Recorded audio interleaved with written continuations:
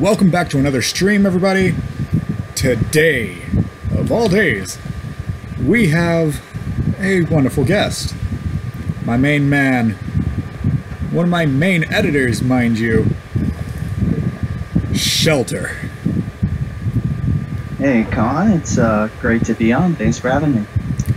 It's no problem. I just thought, might as well have a podcast with one of the members of the team.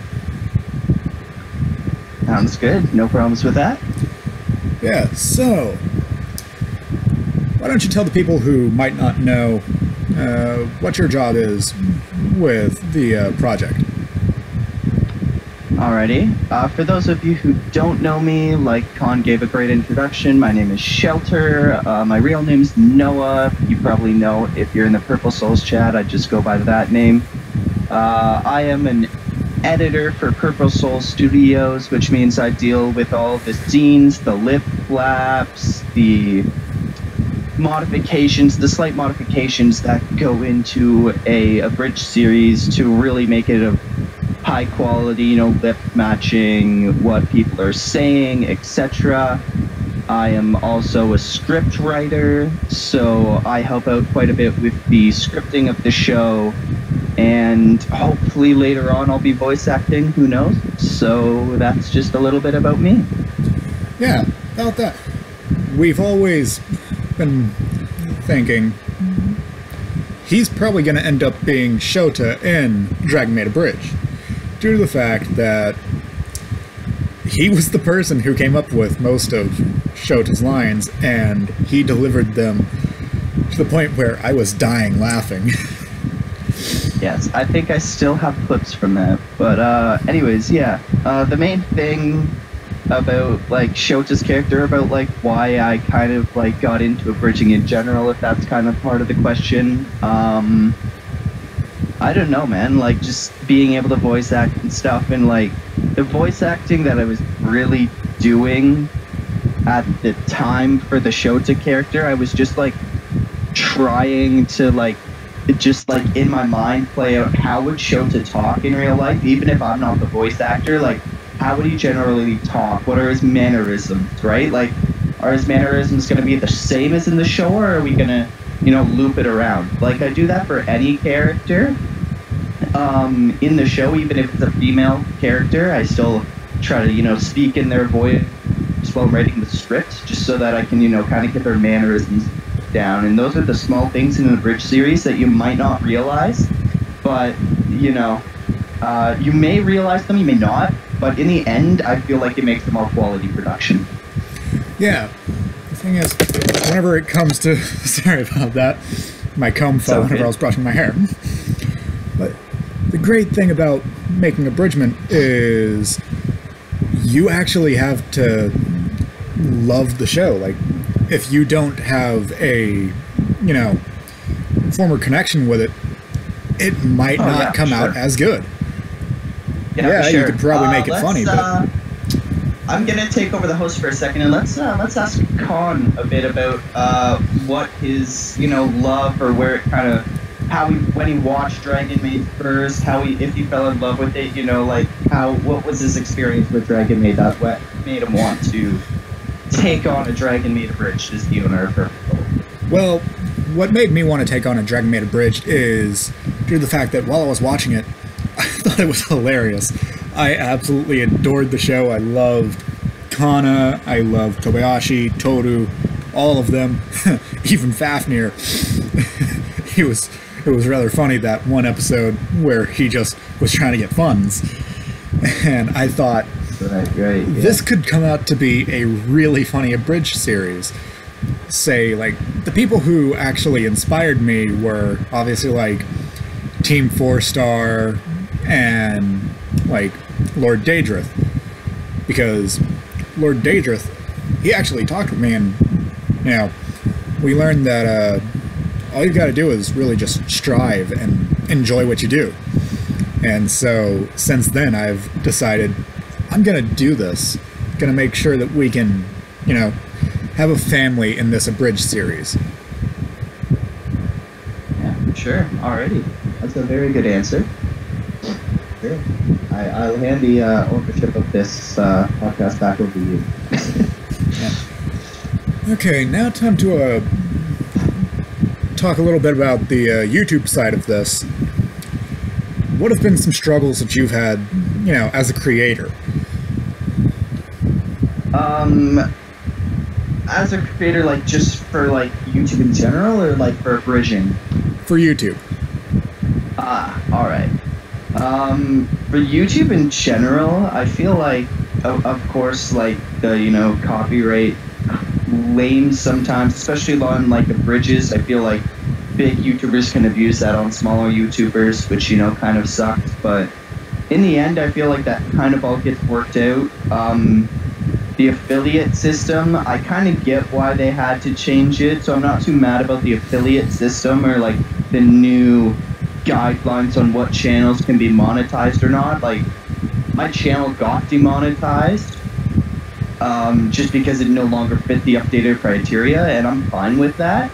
I totally get why they did it. However, a lot of small YouTubers don't get why that update came to be, or like the process that YouTube kind of had to go through in order to get to this guideline. And I feel like YouTube could have done so much of a better job just kind of implementing it, instead of just one day coming out with a blog post and just randomly changing it. Just like maybe even like a YouTube video by the YouTube CEO saying, this is what's happening, this is why we're changing it, and it's going to come into effect on this day, so that YouTubers in advance, you know, have ahead of time notice that, you know, their channel's getting demonetized, or they're going to get half the revenue that they would have last month. Yeah, because I understand why they did it, due to the fact that some channels that were small and all that might have been monetizing their videos and, you know, having ads. And unless they've got a large enough following, like what they have now, you have to have at least 1,000 subscribers, which I kind of get, but it's really, really hard to make it up to that point. I mean, me, honestly, yes, I have been trying to gain subscribers and all that, but I've noticed it's really hard.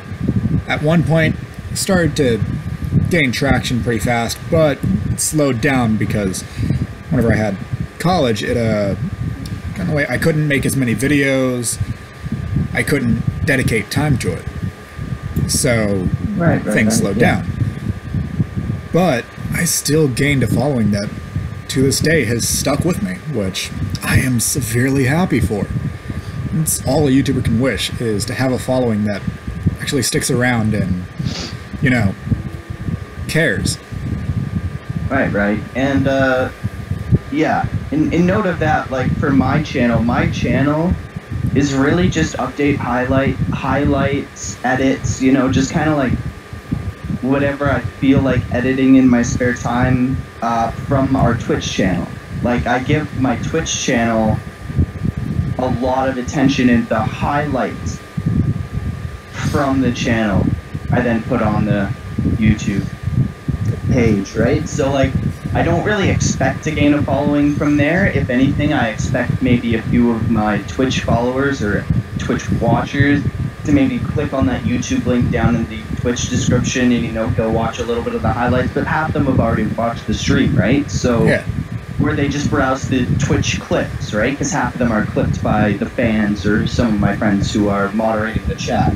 Yeah. So, I feel like gaining a YouTube following, especially one like to get over 1,000 subscribers. Yeah, it is hard starting from zero, obviously, but like the more I feel like YouTube's kind of created a gap between quality versus quantity, and the fact that YouTubers used to be doing quality, now then they were doing quantity, then they were back to quality, and it's kind of just been them switching their algorithms without communication, so the YouTubers take a while to finally adjust. And I really feel like in the end the result should be quality over quantity.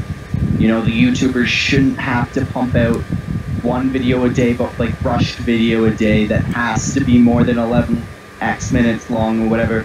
And you know, for a full-time YouTuber that might not be that bad, but for a YouTuber that's trying to get into the genre, an 11-minute video a day or something is relatively hard to do if you want good content in your video. And I know like a lot of younger YouTubers, not saying that older YouTubers don't, but a lot of the younger YouTubers going into it, they really do care about the quality of the content that they're putting out. They want to make sure it's funny. They want to make sure that it's of good quality. And the YouTube algorithm, I feel, is kind of just fucking them over on that right now. Yeah, I know what that's like, due to the fact that, you know, I started from the bottom, obviously, and I've actually tried my hardest to make sure that I'm able to be funny. It's rather hard. It gets to the point where I think too much about it. But then I just start to be myself, and, you know, as you do, hence why I made my small series of videos for Until Dawn. Me being Mr. Popo playing Until Dawn. Because Mr. Popo knows what's best. You know, it's just that. I just gotta be myself. Yeah, for sure, yeah. Of course, always. Right? Yeah.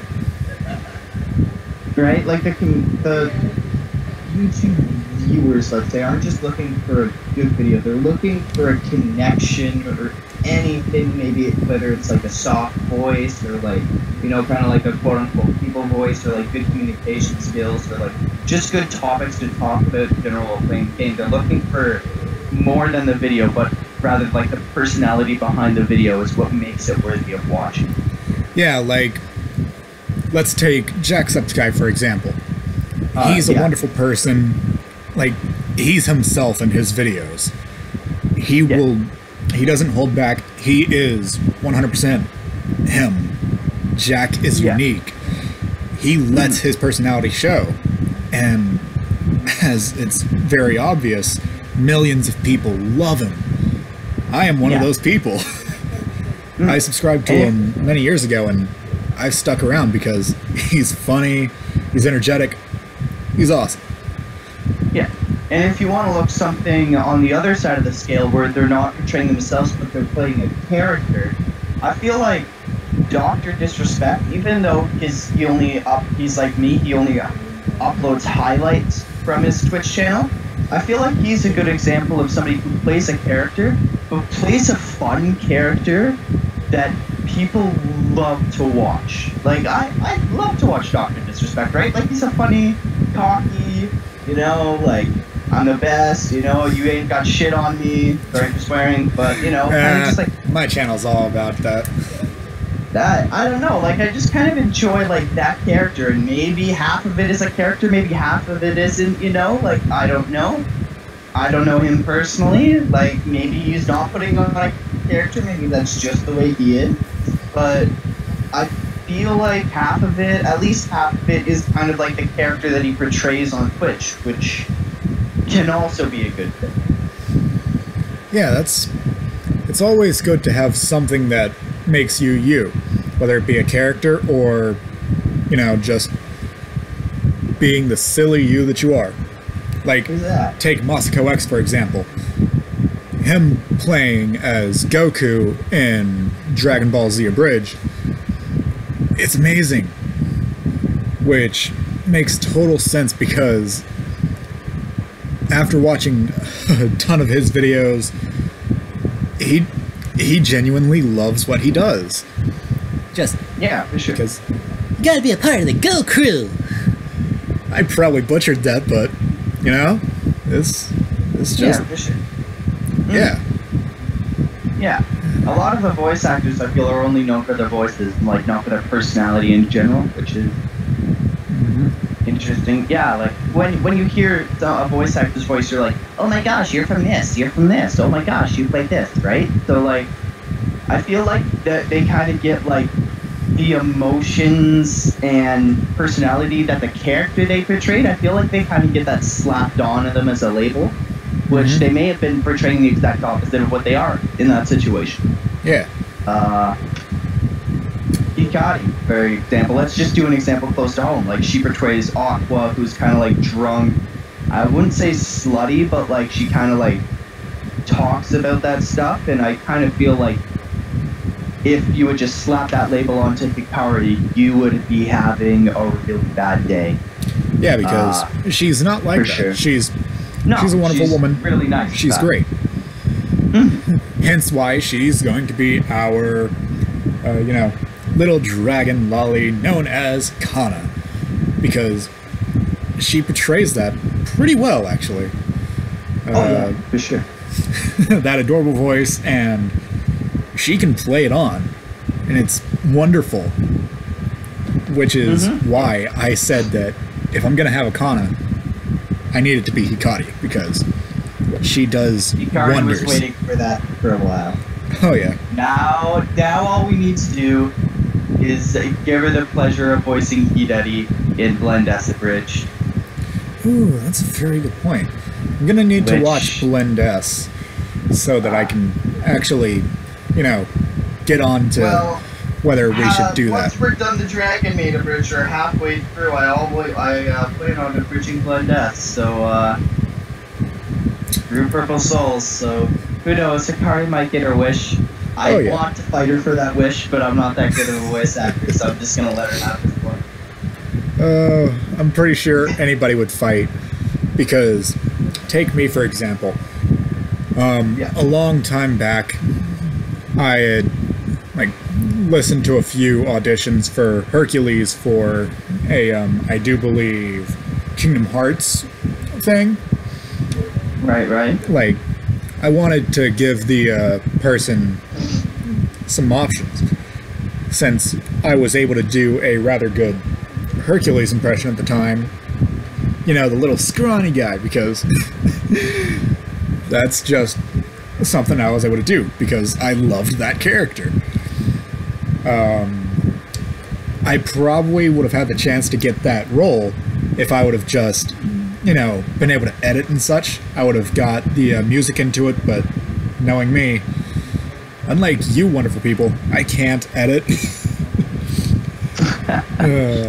Not that I flat out can't, it's just, not like I'm not willing to learn, it's just I don't have the money to get a software for it. So, yeah. Little problems here and there. Alright, that's pretty decent. Pretty decent indeed.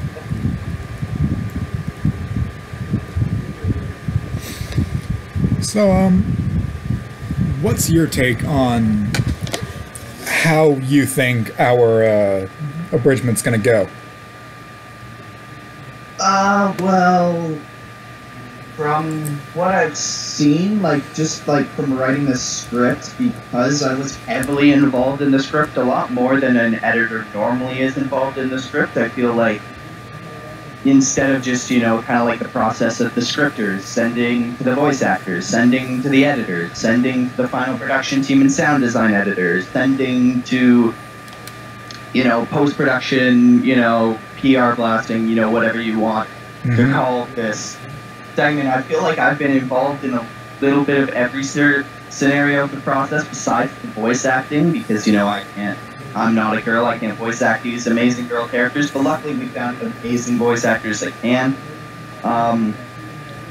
So even though I haven't really been directing them, I've still been listening to their lines, kind of portray it as I envisioned it, and as I feel like a lot of the Purple Souls Studios cast have imagined it being abridged. So I feel like having been through a little bit of every part of the process really makes it so that I can get involved and I can get more invested than an editor normally would be, to the point where I want to see this through, I want to make sure it's good quality, something that maybe takes me 5-10 minutes to edit that I normally wouldn't edit out of a video, something as simple as I have to reuse the same scene or something, I might edit it to change a few things about the same scene to make it seem a little different, to make it kind of feel like it's not just the same overlay over and over again, right? So like I might spend that extra 5-10 minutes doing that over if I didn't really know anything about the Abridged series and I was just handed the voice acting and the sound design and the clips and I had to match them all. Yeah, which I love. That's why I made you one of my main editors, because I knew that you had a passion for this series, and I knew that you were going to be a massive help. You were going to, enjoy it. Yeah, which is why I was glad to bring you on to the team. It was fantastic. Awesome. On how I think it's going to go, considering I'm a big part of it, I hope it's going to go well. I think it's going to go well. Judging by the editing I've done so far, it looks like it's going to go well. Well, do you have any final comments on anything? YouTube, abridgment, people starting things? It's up to you, because we're coming to the end. You know what? I'm going to go out and say it. For a last bombshell, to end this with a bomb, so to speak. Hey guys, be sure to tune in Wednesday, the 21st of February, for the very first showing of the abridged trailer for Dragon Maid. Well, thank you, Shelter, for being on the show. I hope to have you on again sometime. Yeah, for sure. Anytime. And thank all of you wonderful people for watching. See you next time.